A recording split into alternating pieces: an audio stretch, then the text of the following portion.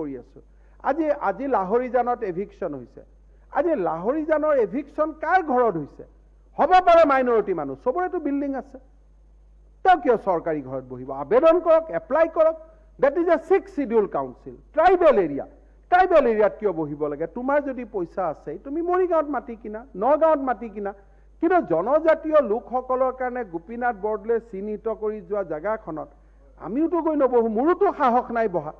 যিটো কাম বৰা কলিতা দাসৰ কৰাৰ সাহস নাই সেই কামটো ইছলাম আৰু ৰহমানৰো সাহস থাকিব নালাগে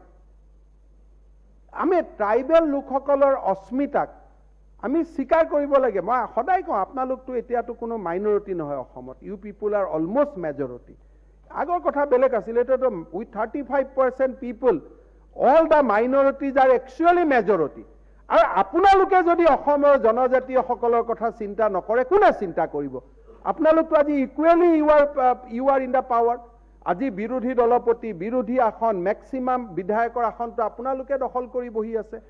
Now, etia you power comes with responsibility.